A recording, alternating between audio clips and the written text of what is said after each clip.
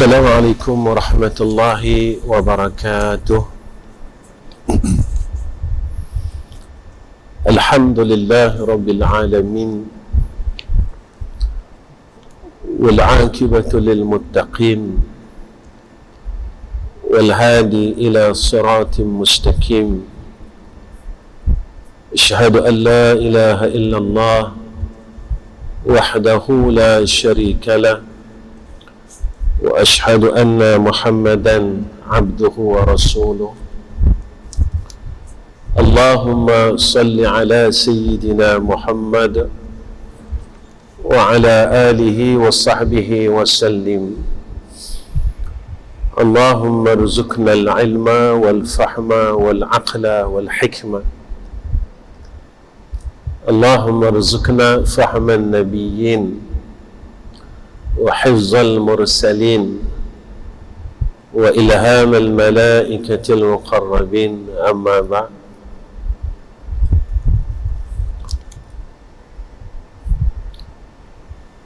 Yang saya muliakan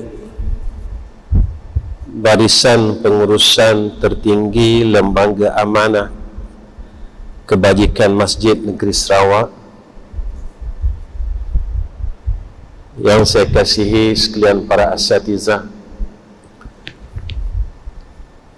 yang saya sayangi sekalian hadirin dan hadirat, yang disayangi oleh Allah Subhanahu wa ta'ala, sekalian pegawai-pegawai takbir, sekalian para imam, bilal, dan seluruh barisan pegawai takbir. Pertama sekali kita panjatkan puji dan syukur ke hadrah Allah Rabbul Jalal. Dengan pertolongan Allah, ketentuan yang baik daripada Allah, kehendak yang baik daripada Allah, maka Allah kurniakan kepada kita kebaikan, dan Allah himpunkan kita pada malam ini di dalam tempat yang penuh dengan barakah, keberkatan. Mudah-mudahan barakah ini terus dikurniakan oleh Allah kepada kita sehinggalah akhir hayat kita. Jika mana hidup ini tidak ada barakah, nescaya kita tidak akan beroleh kehidupan yang hakiki. Kita tidak dapat menikmati arti kehidupan yang sebenar. Kerana orang mukmin ini, bayangan kehidupan di dunia ini adalah bayangan kehidupan ahlul jannah. Sebab itu seseorang yang apabila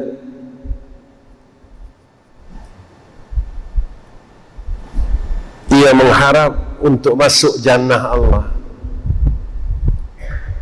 maka di dalam dunia ini dia telah berusaha bersungguh-sungguh untuk mendapat ausaf, segala sifat-sifat ahlul jannah.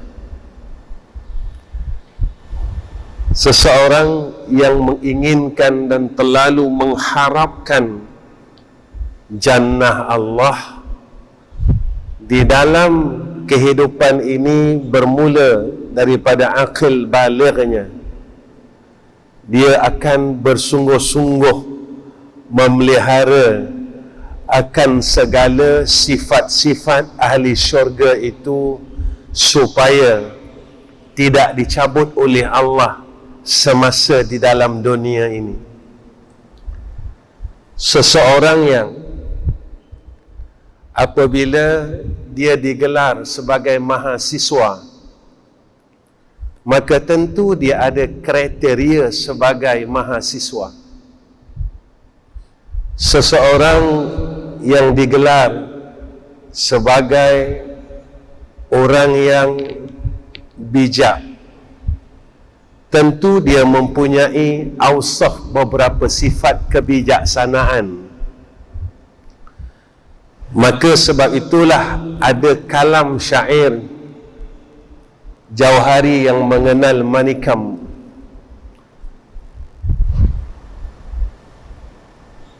Yang mengenal tukang ini tentu ahli tukang.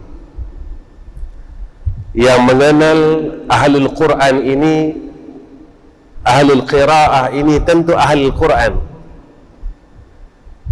Jadi yang mengenal ahlul jannah ini adalah mereka yang mempunyai sifat-sifat ahlul jannah.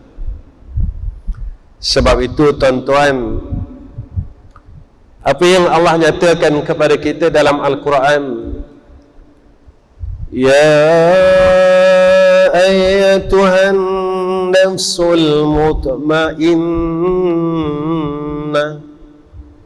irji'i ila rabbiki radiyatan mardiyah fadkhuli fi ibadi wadkhuli jannati. Wahai diri yang tenang, wahai diri yang tenang, wahai diri yang tenang, irji'i ila rabbiki, kembalilah kepada Tuhanmu, radiyah maradiyah, hal keadaan ia mempunyai sifat radiyah, redha, maradiyah, diradai oleh Allah. Fadkhuli fi ibadi, maka masuklah dalam golongan hamba-Ku. Kalau kita lihat pada tafsir, yakni roh yang disuruh masuk ke dalam jasad.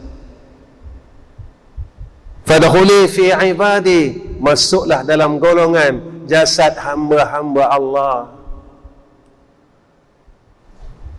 Yang mana Allah nyatakan pada ayat yang lain, yauma la yanfa'u malun wala banun illa man atallaha biqalbin salim.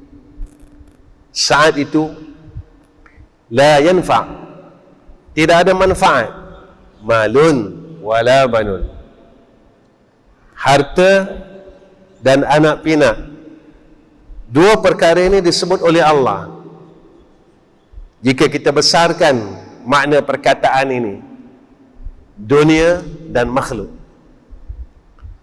Kerana di dalam dunia ini, di dalam kehidupan ini, manusia lebih cenderung kepada dua perkara ini. Manusia ditipu dengan dua perkara ini.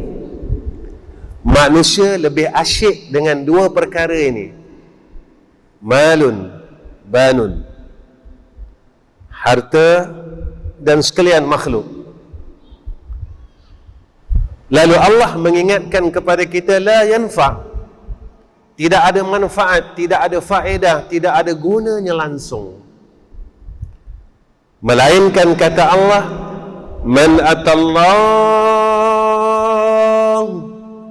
man atallaha biqalbin salim. Siapa yang datang kepada Allah? Tuan-tuan, dalam ayat Isra dan Mi'raj, subhanallazi asra, maha suci Allah,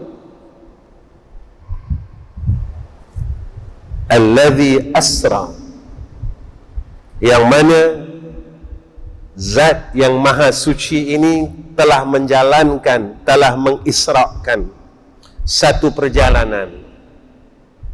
Semua orang tahu, kerana kisah ini diulang bertahun-tahun. Di manakah tujuan perjalanan itu yang diisrakan oleh zat yang bersifat subhana?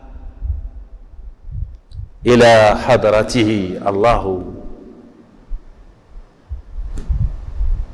Perjalanan menghadap hadrah Allah. wajjahtu wajhiya lilladzi fatara as-samawati wal ard. Sebab itu seseorang yang ingin menemui hadrah Allah dalam peristiwa Isra ini disebut kepada kita oleh Sayyidina Rasul, malaikah mengambil jasad baginda Rasulina Muhammad sallallahu alaihi wasallam daripada rumahnya dibawa ke Masjidil Haram, diisrakan. Tuan-tuan, bagi baginda peristiwa ini dinamakan Isra dan Ma'raj. Setiap diri kita, tuan-tuan, jangan lupa kita sedang berjalan menuju ke hadrah Allah. Semua orang sebenarnya sedang menuju ke hadrah Allah. Sebab itu Allah bagi tahu kepada kita dan nyatakan sebagai peringatan, wa'bud rabbaka hatta ya'tiyakal yaqin. Ta'budlah kepada Allah. Orang yang ada sifat ta'bud, orang ini dipanggil hamba. Sehingga Allah ingatkan kepada kita, wa'bud rabbaka, berterusan menjadi hamba Allah. Orang yang diiktiraf menjadi hamba Allah ini sifatnya sentiasa beribadah kepada Allah. La ma'buda bihaqqin illallah. Dia tidak mahu menjadi hamba selain Allah. Kita selalunya tewas menjadi hamba dunia. Kita selalunya tewas menjadi hamba makhluk sehingga kita terlupa hakikatnya kita hamba Allah. Allah ingatkan kepada kita, wa'bud rabbaka hatta, kata Allah, sehinggalah ya'tiyakal yaqin, datang kepada engkau itu saat keyakinan. Di mana saat keyakinan? Yaitu saat permulaan akhirah. Sebab itu peristiwa Isra ini Allah nyatakan kepada Sayyidina Rasulina Muhammad sallallahu alaihi wasallam perjalanan menghadap ke hadrah Allah Subhanahu wa taala. Pada Nabi dinamakan Isra dan Ma'raj. Kita juga bakal bertemu dengan Allah. Semua orang, tuan-tuan. Tetapi manusia seolah-olah lupa setelah mereka mempunyai nikmat ini. Nikmat apa, tuan-tuan? Nikmat hidup. Ketika mereka mula hidup, ketika mereka mula menerima anugerah daripada Allah, mereka mula ada kehidupan, mereka mula ada harta, mereka mula ada nama, mereka mula ada kemuliaan. Ketika itu Nabi berpesan kepada kita, besok akhir zaman umat aku akan ada satu penyakit, al-wahn. Sahabat bertanya, apakah al-wahn? Mereka ini terlalu kasih kepada keduniaan. Mereka ini terlalu sayang dengan harta dunia. Mereka ini terlalu cinta dengan harta dunia. Yang keduanya, kata Nabi, mereka akan takut mati. Kerana terlalu sayangnya dengan harta yang ada di sekelilingnya, mereka takut untuk menemui Allah. Kerana mereka terlalu sayang dengan apa yang ada di sekelilingnya, sehingga mereka memberontak untuk menemui Allah. Qul innal mauta alladhi tafirruna minhu fa innahu mulaqikum. Qul innal mauta alladhi tafirruna minhu fa innahu mulaqikum, kata Allah. Mati itu semua orang nak lari. Tapi Allah ingatkan kepada kita, fa innahu mulaqikum. Ingat bahawa kematian itu pasti datang. Antara rahsia perkara kematian ini dirahsiakan oleh Allah supaya kita sentiasa hati-hati dan waspada. Sayyidina Rasulina Muhammad sallallahu alaihi wasallam mengingatkan kepada kita, malaikatul maut menziarahi kita satu hari satu malam 25 kali, melihat bilakah saat kita bertemu dengan Allah. Tuan-tuan, hari ini kita rasa tak yang malaikat telah melihat kita saat daripada maghrib semalam sehingga maghrib ini? Ataupun kita tak merasakan hari ini aku bakal mati? Ataupun aku tak merasakan langsung bahawa aku akan mati? Sebab itu Nabi sallallahu alaihi wasallam mengingatkan kita dalam sebuah hadis, al-kayyisu man dana nafsahu wa amila lima ba'dal mauti. Orang yang berakal, kata Nabi, al-kayyis man dana nafsahu, mereka sentiasa lawan hawa nafsunya, yang tak mau balik dengan Allah, yang lupa kepada Allah, yang Allah bagi tahu kita, innan nafsal ammaratu bisu. Nafsu amarah ini nafsu yang jahat, yang tak mau pulang kepada Allah.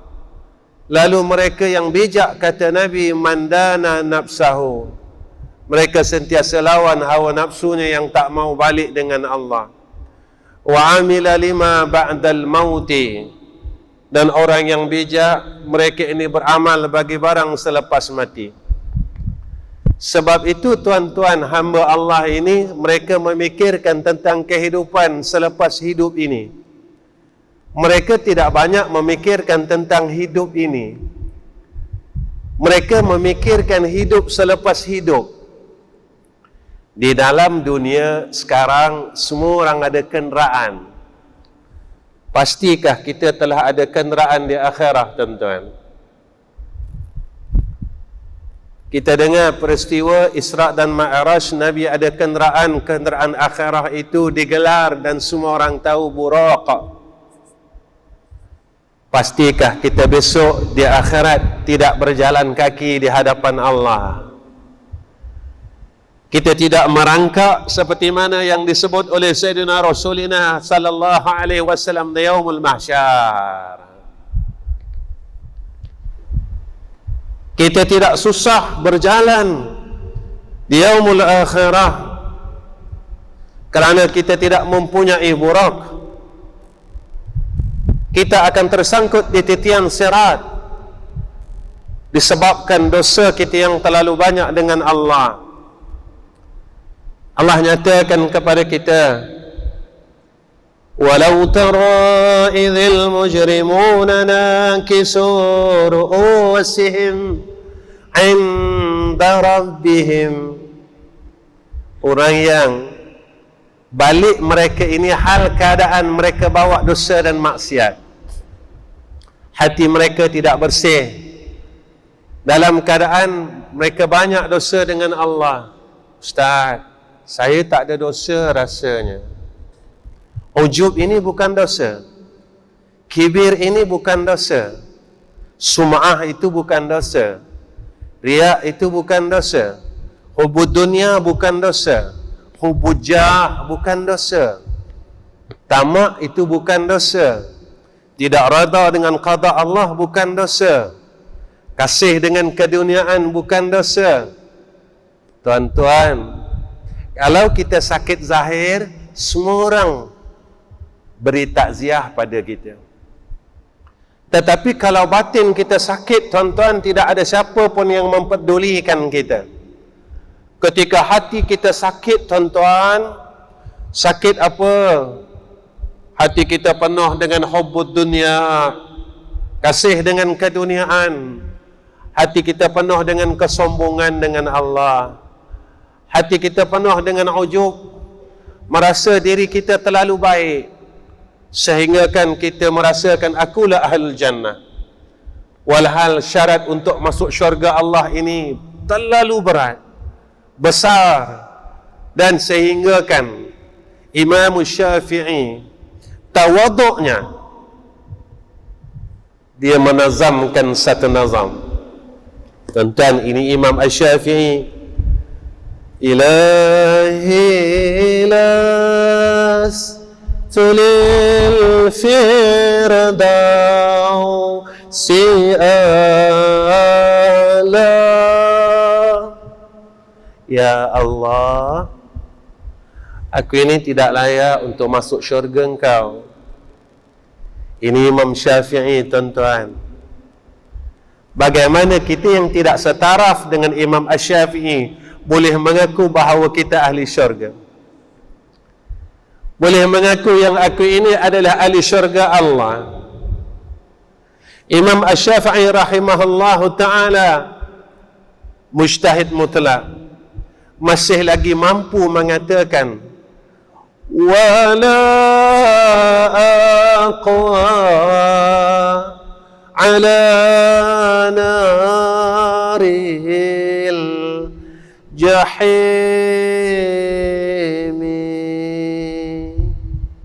Ya Allah, aku tak kuat masuk neraka Engkau, ya Allah.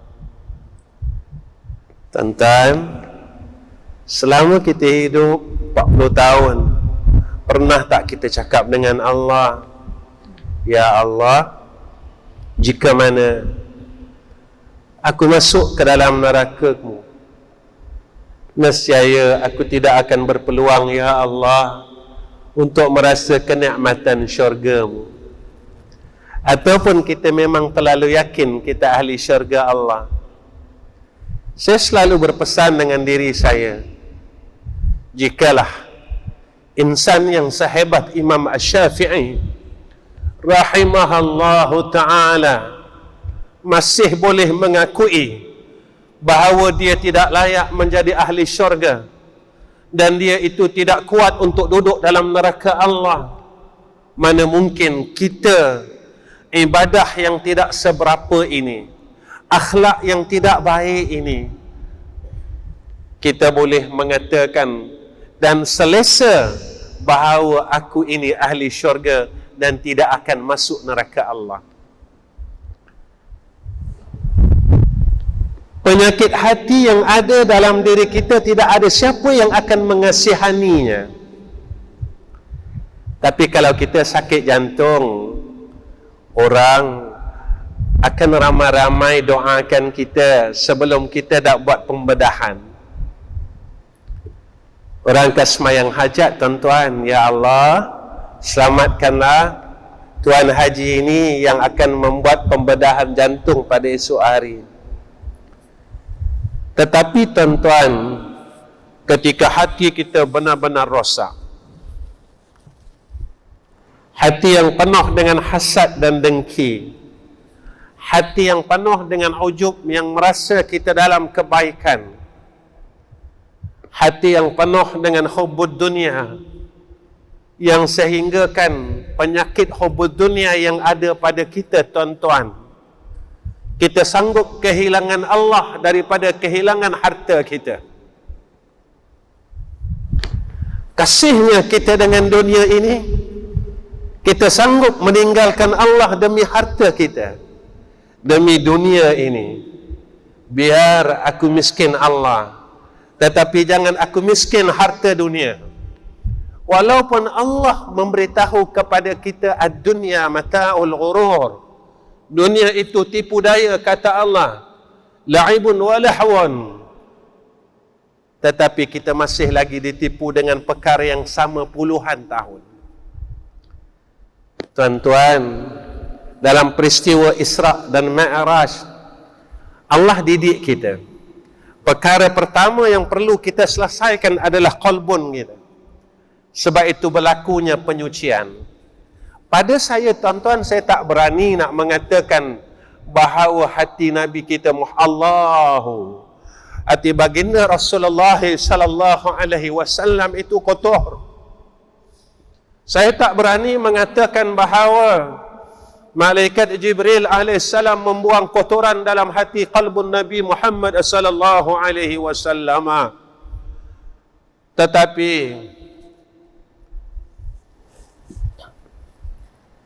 sebagai iktibar kepada umatnya. Seseorang yang ingin terus menghadap ke hadrah Allah, seseorang yang ingin menghadap hadrah Allah, perlulah menyuci batinnya. Tuan-tuan, Allah takkan terima hamba-Nya yang sombong, kerana Allah ini sifatnya maha sombong. Ketika kita datang kepada Allah, lalu kita mulakan dengan takbir, Allahu Akbar. Ya Allah, Kaulah yang maha besar. Tetapi orang yang dalam keadaan mereka ini yang tidak sombong dengan Allah, ketika ia mengucapkan takbir, ia dapat merasakan kebesaran Allah. Bagaimana ia boleh merasakan kebesaran Allah? Kerana hatinya telah dibersihkan oleh Allah Subhanahu wa ta'ala. Hati Sayyidina Rasulina Muhammad sallallahu alaihi wasallam, jalan ilmunya yang diceritakan kepada kita, dicuci dan dicuci sebelum memulakan perjalanan Isra itu. Sebab itu tuan-tuan, apa yang berlaku ke atas Nabi kita Muhammad sallallahu alaihi wasallam, maka selepas daripada peristiwa Isra dan Mi'raj, kita pernah mendengar satu hadis Nabi sallallahu alaihi wasallam yang mana Rasulullah itu salat sehingga bengkak kakinya. Lalu ditanya oleh Aisyah, "Ya Habibi, ya Habib Allah, cukuplah." Ketika Sayyidatina Aisyah melihat kaki Rasulullah itu bengkak, tuan-tuan, Sayyidatina Aisyah pujuk Rasulullah, "Ya Rasulullah, cukuplah." Kalau bahasa kita, wahai kekasih Allah, berhentilah semayang. Ya Rasulullah, berhentilah semayang, sebab kaki kau dah bengkak. Tuan-tuan, fitrah seorang isteri apabila melihat suaminya dalam keadaan yang sakit, isteri mana yang mampu melihat suaminya sakit, tuan-tuan?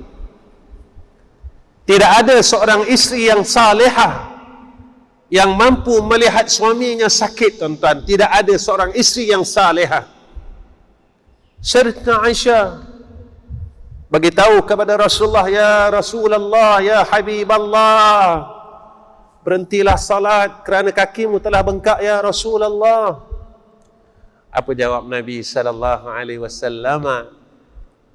"Wahai Aisyah, aku belum merasa cukup bersyukur dengan Allah."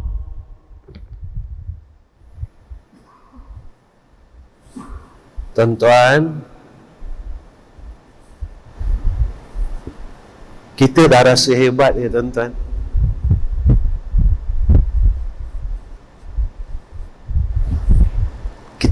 Kita rasa kita cukup bagus. Saya nak tanya diri saya dan tuan-tuan, pernah tak kita beribadah sehingga sakit? Ataupun kita sanggup mengejar dunia sehingga sakit?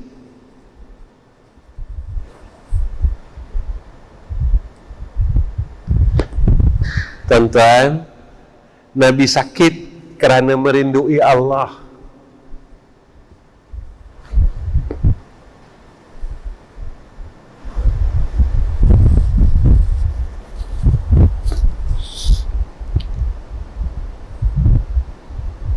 Nabi rasa terseksa kerana merindui Allah. Tuan-tuan, kita tanya diri kita, tuan-tuan, selama kita hidup, berapa kalikah kita merasakan bahawa yang aku ni rindu sangat dengan Allah, Allah yang sangat baik dengan aku, Allah yang sangat sayang dengan aku, Allah yang terlalu kasih kepada hamba-Nya. Bilakah perasaan itu datang, tuan-tuan, dalam diri kita? ataupun perasaan itu tidak pernah wujud pun dalam diri kita. Perasaan itu tidak pernah lalu pun di dalam hati kita.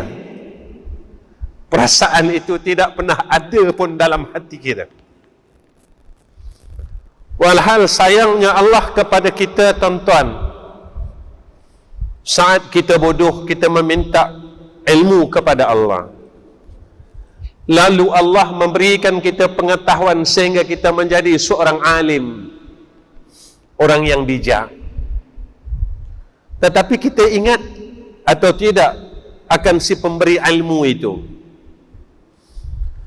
ataupun kita merasakan bahawa aku ada ilmu, lalu kita akan memperbodohkan orang lain ketika kita tidak ada satu sen pun di dalam tubuh kita.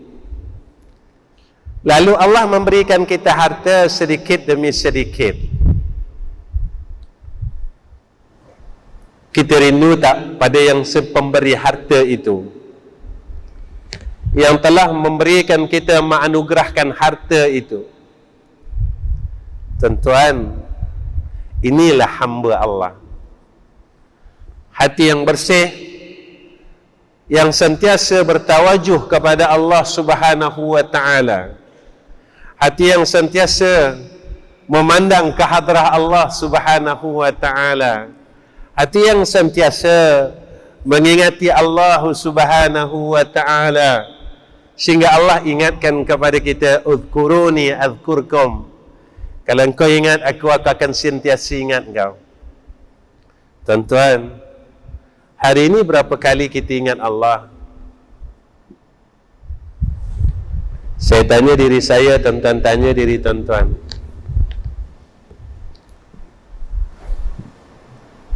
Berapa kali kita ingat Allah?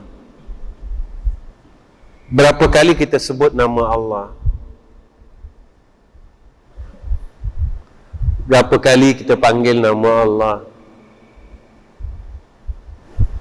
Betul Nabi cakap,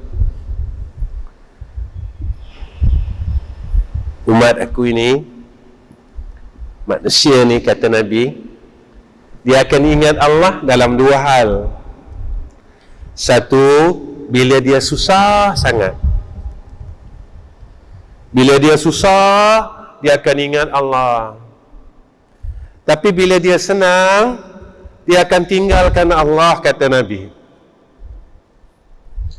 Dia tak pedulikan Allah, kata Nabi. Dia akan tinggalkan Allah, dia akan lupakan Allah. Yang kedua, Nabi kata, bila kita dalam keadaan yang sakit, kita akan ingat Allah. Tapi waktu kita sihat, kita akan lupakan Allah. Lalu saya akan bertanya diri saya dan tuan-tuan, sebenarnya kita dah buat apa dengan Allah, tuan-tuan? Kalau dengan manusia, kita boleh cakap macam ni, kacang lupakan kulit. Kalau dengan Allah, kita nak cakap apa? Kalau dengan manusia ada istilah kacang lupakan kulit. Kita dah buat baik dengan dia, tiba-tiba dia lupakan kita. Waktu dia senang, dia telah lupakan kita. Bagaimana kita dengan Allah Subhanahu wa ta'ala? Sebab itu, tuan-tuan, di dalam perjalanan seorang hamba kepada Allah Subhanahu wa ta'ala, kita kena lalu beberapa perkara dan kita kena tempuh beberapa perkara supaya kita ini diterima oleh Allah. Irji'i ila rabbiki radiyatan mardiyah fadkhuli fi ibadi wadkhuli jannati. Yang pertama, kata Imam Al-Ghazali rahimahullahu ta'ala, perlunya kita melalui fasa ilmu. Kerana apa, tuan-tuan? Inilah yang disebut oleh Imam Al-Ghazali ilmu dan ma'rifah. Kalau kita tak mengenali Allah, kita tak akan seronok nak jumpa Allah. Kalau kita tak kenal siapa Allah, kita tak akan suka nak bertemu dengan Allah. Sebab itu saat kewafatan Nabi kita Muhammad sallallahu alaihi wasallam, ketika malaikah menawarkan kepada Habibana supaya ditangguhkan kewafatannya, Nabi kata jangan, kerana aku terlalu rindu untuk bertemu dengan Tuhanku yang maha tinggi. Tuan-tuan, Masya Allah, Sayyidatina Fatimah Az-Zahra ketika saat sakaratul maut Sayyidina Rasulina Muhammad sallallahu alaihi wasallam, Sayyidatina Fatimah Az-Zahra, tuan-tuan, menangis teresak-esak kerana ayahnya akan bertemu Allah. Habibana Sayyidina Rasulina Muhammad sallallahu alaihi wasallam memanggil putrinya, ya bint, ya bint, ya Fatimah Az-Zahra. Lalu Rasulullah membisikkan pada telinga Fatimah Az-Zahra, ya bint, tidak lama lagi kamu akan mengikutiku, kata Rasulullah. Saat teresak-esaknya Fatimah Az-Zahra ketika mendengar perkataan Rasulullah sallallahu alaihi wasallam, Fatimah Az-Zahra tersenyum, tuan-tuan. Lalu ditanya oleh Sayyidatina Aisyah, kenapa engkau tersenyum, tadi engkau menangis? Lalu Fatimah Az-Zahra berkata dalam keadaan yang suka dan gembira, Fatimah Az-Zahra berkata, aku akan mengikuti Rasulullah sallallahu alaihi wasallam tidak lama lagi, kata Fatimah Az-Zahra. Tuan-tuan, kalau kita seorang doktor memberitahu kepada kita, fulan bin fulan, tuan akan mati dalam masa 4 bulan, kita sedih atau kita suka, tuan-tuan? Saya nak membawa peristiwa ini farq, perbezaan. Orang yang kenal Allah dan kasih kepada Allah, tatkala dia beritahu kepadanya bahawa tidak lama lagi engkau akan menyusul dan menemui aku, kata Rasulullah sallallahu alaihi wasallam, dia gembira, tuan-tuan. Kenapa dia gembira? Salafus salih pernah ditanya, apakah perkara yang paling kamu sukai? Mereka mengatakan kematian. Lalu mereka ditanya, kenapakah engkau menyukai kematian? Kerana dengan jalan kematianlah aku dapat menemui hadrah Allah subhanahu wa ta'ala.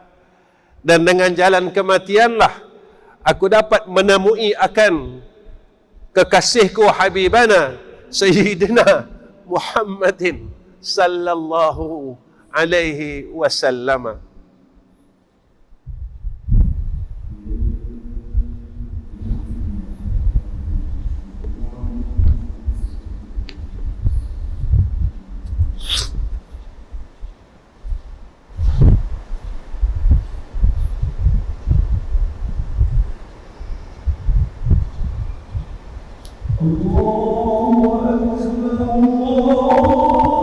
مرحبا بالقائلين أهلا وبالصلوات مرحبا وأهلا. الله أكبر، الله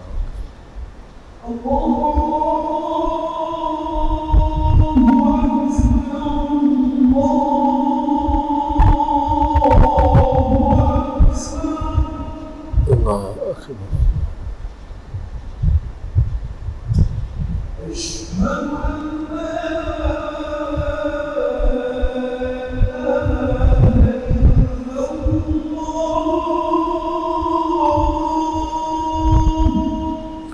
أشهد أن لا إله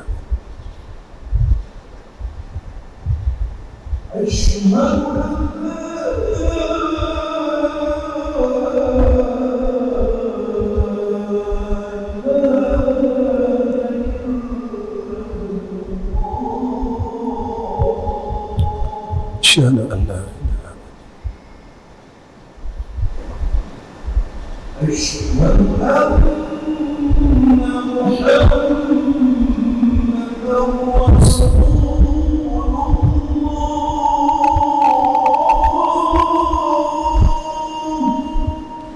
أشهد أن محمد رسول الله.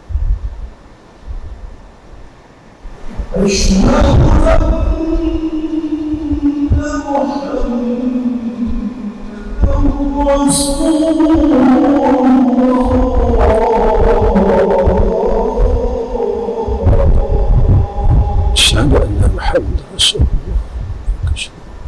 فما سرك يوم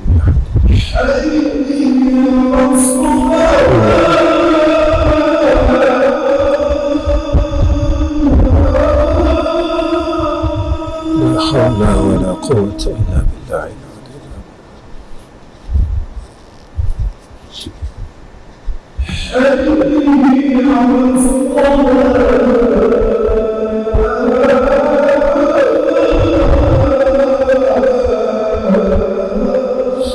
والله لا حول ولا قوة إلا بالله.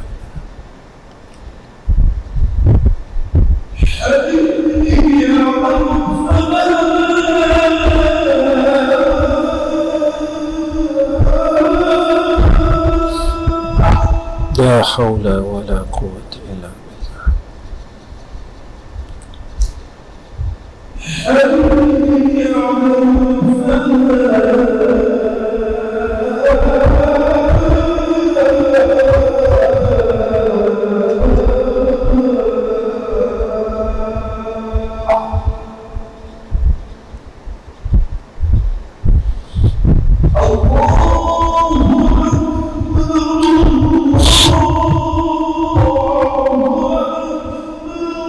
الله أكبر الله.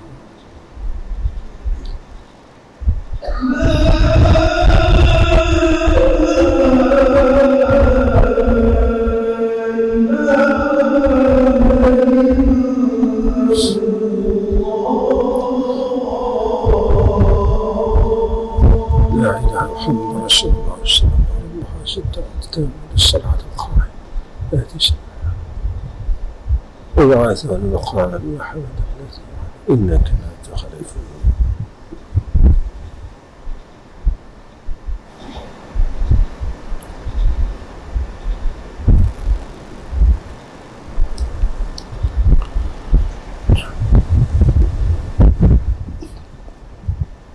Tuan-tuan yang dirahmati oleh Allah Subhanahu wa Ta'ala, orang yang nak menghadap ke hadirat Allah Subhanahu wa Ta'ala kena melalui fasa ilmu dan ma'rifah. Setelah ia selesai fasa ilmu dan ma'rifah, maka ia kena melalui fasa taubah. Kenapa tuan-tuan tidak taubat dulu? Ilmu dan ma'rifah dahulu. Kita mengambil apa yang disebut oleh ulama awwaludin ma'rifatullah. Awal agama itu mengenal Allah. Tuan-tuan, kenapa selepas ada ilmu dan ma'rifah ini, adanya ilmu, lalu kena menemui fasa taubah? Ilmu ini satu kemegahan, dan Nabi sallallahu alaihi wasallam menyatakan kepada kita, Al-Quran hujjatul laku alaik. Quran ini hujjah dan syafa'ah pada kamu, atau sebaliknya. Begitu juga ilmu. Ilmu ini boleh jadi penyelamat, dan ilmu ini boleh jadi laknat atas kita. Sebab itu tuan-tuan, semakin kita mempunyai ilmu, semakin kita dikurniakan ilmu oleh Allah. Ini kalam ulama sufiah. Kalam ulama sufiah menyatakan awalul ilmi jahalun. Awal ilmu itu bodoh, dan akhir ilmu itu juga bodoh. Lalu orang bertanya, kenapa awal ilmu itu bodoh, tidak tahu, dan awal ilmu, akhir ilmu itu juga bodoh? Ini fitrah. Sebelum kita mengaji, kita bermula daripada tidak tahu. Tetapi setelah kita belajar dan belajar dan belajar, rosaknya apabila kita rasa tahu. Ketika kita mula rasa tahu, kita mula rasa alim, ketika itu kita mula membodohkan orang lain. Ulama sufiah menyatakan, semakin mereka ini ada ilmu, semakin mereka dapat merasakan bahawa mereka ini hamba yang masih jahil dengan Allah. Kerana mereka memandang yang bersifat alim itu adalah Allah. Kerana Allah yang bersifat dengan ilmu. Dan hakikatnya, manusia ini tidak bersifat dengan sifat ilmu. Pengalaman ini tuan-tuan saya kongsi dengan tuan-tuan. Sewaktu saya nak balik daripada bertemu dengan guru saya, tuan-tuan. Satu hari guru saya ni panggil saya. Saya di antara pelajar yang paling bodoh di kalangan seluruh pelajar. Dan saya paling ahmak, orang yang paling bebal di kalangan seluruh penuntut ilmu. Dari kalangan syekh ini, saya orang yang paling bodoh. Kalau periksa, tuan-tuan, orang paling tak akhir sekali. Dan satu hari, syekh saya panggil saya. Lalu saya tanya, wahai syekh, apakah hajat syekh panggil saya bertemu hari ini? Dia cakap dengan saya, irja' ilal Malaysia, dia kata. Pulanglah kamu ke Malaysia. Saya dalam keadaan menangis, tuan-tuan, bertanya kepada guru saya, apakah salah saya, tuan? Apakah kesilapan saya sehingga saya dihalau balik daripada pengajian? Saya bukan orang mengaji, tuan-tuan. Saya ini orang yang melihat dan duduk di kalangan orang mengaji. Saya tak mengaji sebab saya bukan orang alim. Saya cuma khidmat dengan talibul ilmi. Orang yang khidmat dengan orang yang belajar. Saya cuma pandai susun kasut orang. Saya tak pandai bawa kitab, dan tuan-tuan kalau bagi kitab Arab dengan saya tak boleh baca, tuan-tuan. Sebab saya ni kal ahmari. Seumpama kaldai yang ada kitab tapi tak boleh baca. Saya menangis di hadapan syekh saya kata tolonglah maafkan saya. Kerana kemurkaan seorang guru itu adalah kemurkaan Allah dan Rasul. Kenapa, tuan-tuan? Kerana syair Arab mengatakan muallimu kakawalidik.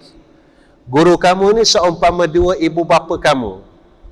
Ati' amrahu, taatlah perintahnya. Wajlis amamahu bi'adabin wa ihtiramin. Duduklah di hadapannya dengan penuh ta'dib dan kemuliaan. Kenapa sedemikian disebut oleh syair? Kerana seorang ulama itu mereka menyelamatkan batiniah kita. Mereka menyelamatkan akhirat kita.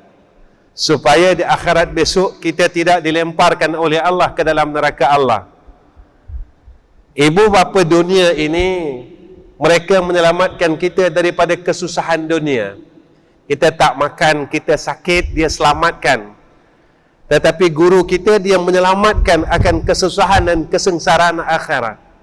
Dia tunjukkan kepada kita, jika ini yang kamu buat, kamu akan masuk neraka Allah. Jika ini yang kamu buat, kamu akan dimarahi oleh Allah. Jika ini yang kamu buat, kamu tidak akan dipandang oleh Allah. Jika ini yang kamu buat, kamu tidak akan disambut oleh Sayyidina Rasulina Muhammad sallallahu alaihi wasallam pada yaumul ba'as, pada hari kamu dibangkitkan. Lalu saya bertanya, tuan, kenapa tuan panggil saya? Dia kata, ikhlas, baliklah. Iftah madrasah. Bukalah sekolah. Saya tanya dia, tuan, saya lah orang paling bodoh di dalam dunia ini. Lalu dia kata apa, tuan-tuan? Tidak ada seorang ulama dan orang yang berilmu itu merasakan dirinya berilmu. Kerana orang yang berilmu itu, kata syekh kami, mereka sentiasa memandang akan Allah yang maha berilmu. Jika mana kamu merasakan kamu berilmu, kamu telah menggunakan dan memakai akan awsafillah, sifat Allah. Kita tidak sekali-kali layak untuk mengaku bahawa aku berilmu, aku tahu serba dan serbi, kerana apa yang berlaku kepada Azazil sebelum ia dikeluarkan daripada Allah, daripada jannahnya, kerana dia rasa terlalu sombong dengan apa yang dia tahu. Tuan-tuan masih ingat lagi makhluk yang bernama Azazil? Dia orang hebat, tuan-tuan, semayang banyak, zikir banyak, kawan-kawannya, sahabatnya di kalangan makhluk yang bersih, iaitu malaikah. Tetapi satu sahaja asbab dia Allah keluarkan daripada jannah. Dia kata apa, tuan-tuan? Wa ana khairum minhu, aku lebih baik daripada Sayyidina Adam alaihissalam. Allahu, tuan-tuan, sekali dia cakap, Allah keluarkan daripada syurga. Tuan-tuan, dalam diri kita berapa kali kita rasa aku lebih baik daripada dia? Sekali. Dah 50 tahun, dah 60 tahun, aku lebih bagus dari dia, aku lebih tahu dari dia, aku lebih hebat dari dia. Tuan-tuan, makhluk yang berkata wa ana khairum minhu dikeluarkan oleh Allah daripada syurga, apakah kita yang belum masuk syurga lalu kita berkata sedemikian, kita rasa demikian, kita akan dijemput oleh Allah masuk ke dalam jannah?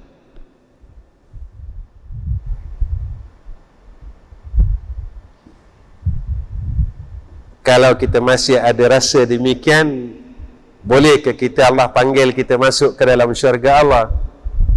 Fadkhuli fi ibadi wadkhuli jannati, masuklah dalam syurgaku, wadkhuli jannati ya ibad, wahai hambaku, ya ibadi, wahai hambaku, masuklah dalam syurga. Ini yang kena fikirkan, tuan-tuan. Sebab itu, ini yang disebutkan oleh ulama dalam kitab Qatrul Ghasyiyah fi Ilmi Sufiyah. Apa yang dinyatakan kepada kita, orang yang nak menghadap ke hadrah Allah, 5 perkara ini perlu wujud di dalam kehidupannya. Habis daripada perkara ini, tuan-tuan, insya-Allah saya berhenti. Yang pertama, kata ulama, at-taubah.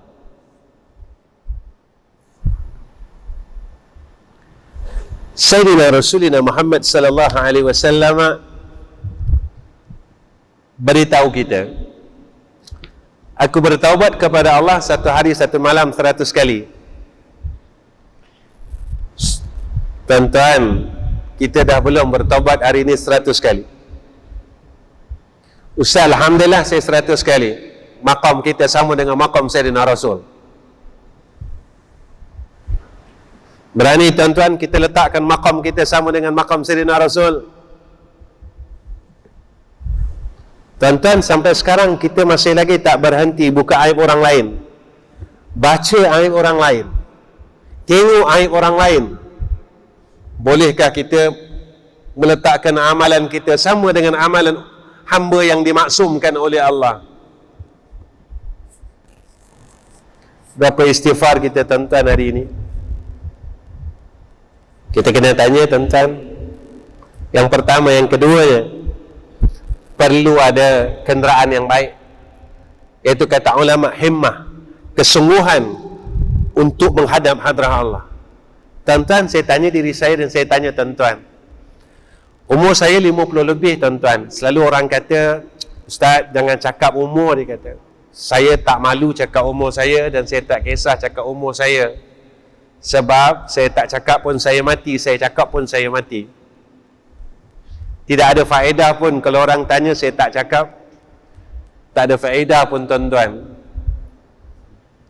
Ustaz, nanti kalau orang tahu umur Ustaz muda, orang takkan hormat Ustaz.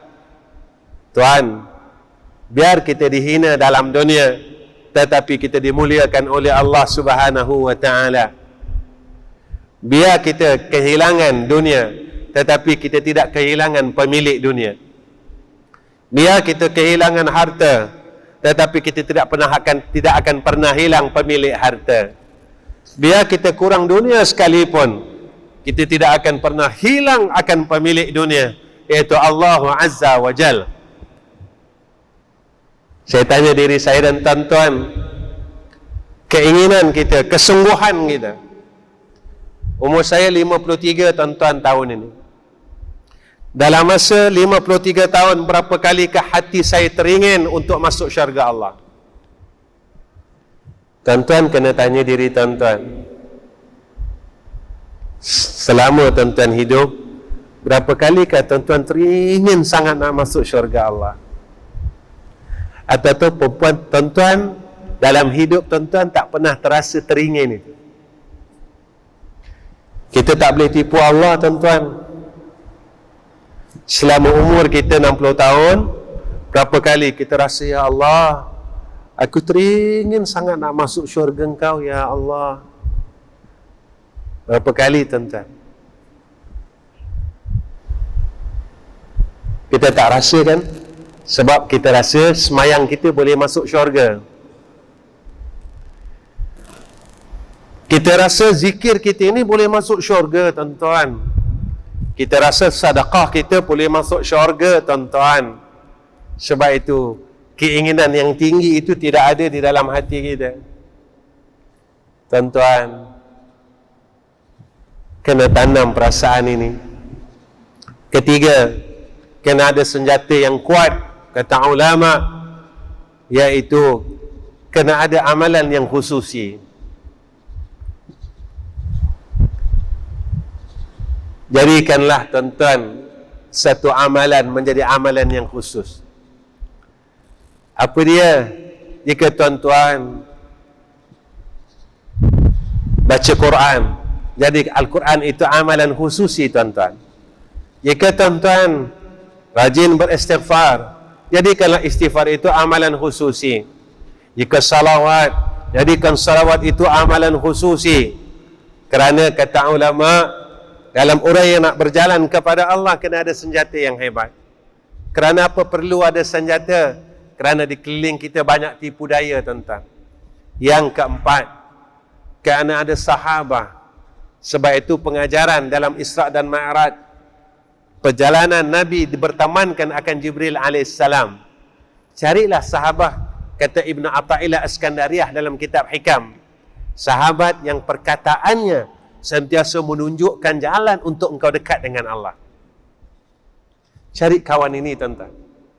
Dan yang kelima, kata ulama, carilah orang yang dapat membimbing kita zahir dan batin kita. Diberikan kita ilmu jasadiah, zahiriah, dan ilmu rohaniah.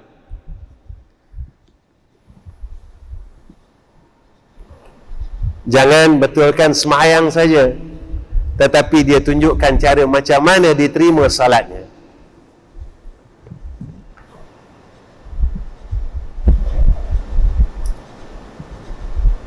Kita jaga syarat, jaga rukun, sah pada fiqah. Tuan-tuan baca tak hadis sahih? Besok Allah akan panggil, siapa dia? Ulama awalnya. Engkau ajar orang kerana apa? Allah tanya, kerana engkau ya Allah. Allah kata engkau bohong. Sebab yang tahu di sini hanya Allah. Benar ke kerana aku, kata Allah? Bukan kerana dunia. Bukan kerana kemuliaan dunia. Bukan kerana harta dunia. Allah akan panggil orang kaya tuan-tuan. Selama engkau hidup, engkau bersedekah. Kita pun kata, ya Allah, aku bantu akan fuqara dan masakin. Lalu Allah kata bohong. Engkau buat kerana engkau inginkan supaya orang kenal engkau sebagai orang yang bersedekah. Akhir zaman ini berlaku tuan-tuan. Maaf saya nak bercakap. Saya minta maaf dulu dengan orang Sarawak ni. Ulama yang disebut oleh Nabi dalam hadis ini berlaku. Betul ke ikhlas kerana Allah? Ikhlas ini siapa yang boleh nilai, tuan-tuan? Allah. Kalaulah Nabi dulu buat semua kerja ini sebab duit, nescaya kita tak boleh mengucap asyhadu an la ilaha illallah wa asyhadu anna Muhammadar Rasulullah. Kalau Nabi buat sebab harta dunia, nescaya kita tak akan kenal Islam itu.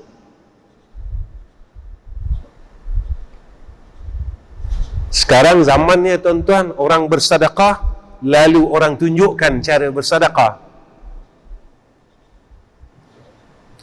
Ini rosaknya benda ni, tuan-tuan.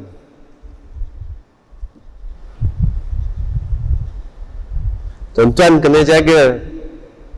Ketika kita ambil gambar orang yang kita beri sedekah, apakah perasaan maruah dia?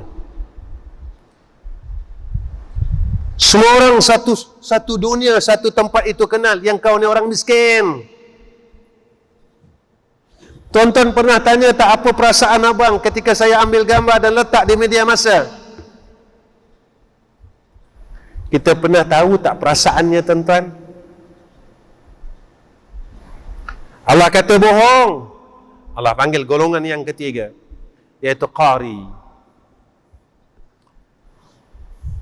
Kita kata kita baca Al-Quran. Baca Al-Quran kerana engkau ya Allah. Allah kata kau bohong. Dalam hatimu terlintas kerana manusia yang berada di sekeliling kau, supaya orang puji engkau. Bacaan kau baik, bacaan kau bagus, bacaan kau cantik, taranum kau bagus. Allah heret ketiga-tiga golongan ini. Malaikat pun heret dan lempar ketiga-tiga golongan ini ke dalam neraka Allah. Ketika itu, tuan-tuan, sayup bunyi suara orang yang dicampakkan ke dalam neraka Allah. Malaikat mengambil golongan-golongan ini lalu dicampakkan ke dalam nerakanya. Sayup, tuan-tuan.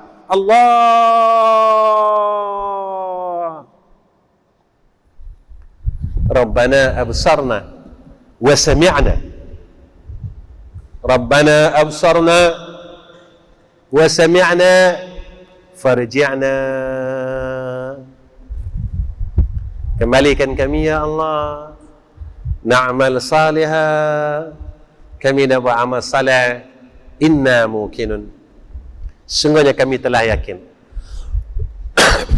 Tuan-tuan yang dirahmati Allah, saya rasa cukup setakat ini. Saya dapat ceritakan kepada tuan-tuan tentang yang dikatakan Isra. Kalau ikut, ada 5 lagi, tuan-tuan, 5 fasa lagi, tapi saya tak dapat nak ceritakan. InsyaAllah kita berhenti di sini, insyaAllah. Mudah-mudahan Allah terima apa yang kita buat, insyaAllah. Tuan-tuan yang dirahmati oleh Allah, insyaAllah, sebenarnya program saya di Sarawak ini hampir 4 hari. Kesemuanya kebanyakan tajuknya Isra dan Mi'raj. Sebab itu saya menceritakan satu fasa ke satu fasa.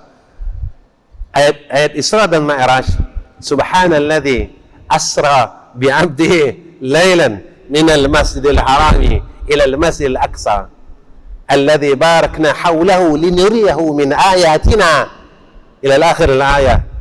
Hadis disebabkan 5 program dan 6 program yang terakhir, semua tajuknya sama. Lalu saya bawa secara satu-satu. Subuh tadi saya jelaskan tentang Subhana. Malam ini saya jelaskan Allazi asra. InsyaAllah kuliah subuh besok difahamkan kepada saya tajuk yang sama, tuan-tuan. Maka insyaAllah kuliah subuh besok, iaitu di Masjid Bandara, begitu, di Masjid Bandara, insyaAllah saya akan kupaskan bi'abdihi. Mudah-mudahan sepulangnya saya ke Semenanjung, maka selesailah sehingga akhir ayat yang terakhir, insya-Allah taala. Tuan-tuan tolong doakan saya, mudah-mudahan Allah terima apa yang saya buat. Mudah-mudahan Allah redha saya dan Allah kasih saya dunia dan akhirat. Kerana jalan ini terlalu susah. Jalan ini terlalu susah tuan-tuan. Sebab jalan untuk menagih rahmat dan menagih redha Allah Subhanahu wa taala. Tuan-tuan, mudah-mudahan Allah terima apa yang kita lakukan dan apa yang kita berikan kepada Allah, kita tunjukkan kepada Allah, ya Allah, ini yang mampu aku buat. Tuan-tuan tolong doa. Sepatutnya saya tak payah bercakap tuan-tuan, tapi saya nak bagi tahu. Tuan-tuan, kenapa saya terlalu minta doa tuan-tuan? Sebab saya pergi ke mana-mana, saya tidak mengambil apa-apa sagu hati masjid, sebab saya berjalan sendiri. Jadi pihak di mana-mana, bukan di masjid ini je tuan-tuan, di seluruh masjid, di seluruh alam. Jika saya ditentukan oleh Allah ke mana pun, saya tak ambil apa-apa pemberian daripada pihak masjid kerana kuliah. Sebab saya takut Allah pindahkan akan tujuan saya yang asal kerana perkara yang sedikit. Saya takut itu. Bukan saya kata orang yang berbuat demikian tidak betul. Saya takut saya tidak betul, kerana tatkala itu saya mula berpaling daripada Allah Subhanahu wa taala. Yang tu saya takut. Tuan-tuan, kenapa perkara itu saya hindarkan? Sebab saya takut Allah tak pandang saya. Yang tu saya takut. Sebab tuan-tuan tak apa, tuan-tuan orang semayang banyak, tuan-tuan puasa banyak, solawat banyak, zikir banyak. Saya bukan orang baik, saya orang jahat. Bila saya buat suatu perkara yang sehinggakan saya berpaling dengan Allah, pada ketika itu saya takut Allah tak nak tengok saya. Saya cuma pandai cakap, tapi ketika saya bawa diri saya, kembalilah kepada Allah, irji'i ila rabbiki radiyatan mardiyah, saya rupanya hati saya mula berpaling terus daripada Allah. Na'udzubillahi min zalik. Tuan-tuan tolong doakan, mudah-mudahan Allah istiqamahkan saya sehinggalah saat saya menemui Allah Rabbul Jalal. Kerana apa yang ada dalam hati saya, yang saya mohon dengan Allah, ya Allah, terimalah saat kematianku, sehingga kan saat sakaratul maut itu saya mohon dengan Allah agar orang yang saya sayang di sekeliling saya menjemput untuk kembali bertemu dengan hadrah Allah. Marhaban bik, ahlan wa sahlan. Itu yang kita inginkan tuan-tuan. Sebenarnya apa yang ada di sekeliling kita cuma penipuan pemandangan. Duit yang kita ada makin lama makin habis tuan-tuan. Diri yang cantik, bijak, makin lama makin tua dan makin hudur, makin buruk. Tetapi akhirat itu khalidina fiha abada. Tolong tuan-tuan doakan saya. Tolong tuan-tuan doa. Begitu juga dengan madrasah kami. Saya ada 3 madrasah, dan alhamdulillah madrasah saya masih baru. Satu madrasah saya berumur 40 tahun. Satu madrasah saya berumur 24 tahun.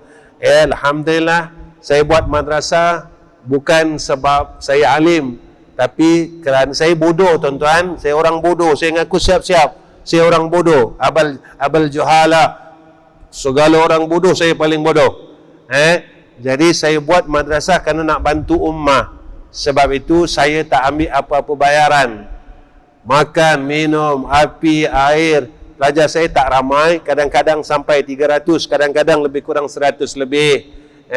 Jadi tuan-tuan tolong doa. Mudah-mudahan Allah kurniakan saya akan kerja ini sampai saya mati, sampai saya menemui hadrah Allah Subhanahu wa taala. Kenapa saya perlukan doa tuan-tuan? Besok kalau Allah tanya tuan-tuan, ya Allah, aku pernah kenal hamba Allah ini, ya Allah, dan aku pernah doakan dia. Mudah-mudahan dia menjadi jariah kita sama-sama tuan-tuan.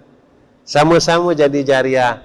Apa yang dapat saya buat, tuan-tuan pernah doakan saya, lalu menjadi jariah amal saleh kita besok balik bertemu dengan Allah Subhanahu wa taala. Wa akhirul kalam, assalamualaikum warahmatullahi wabarakatuh.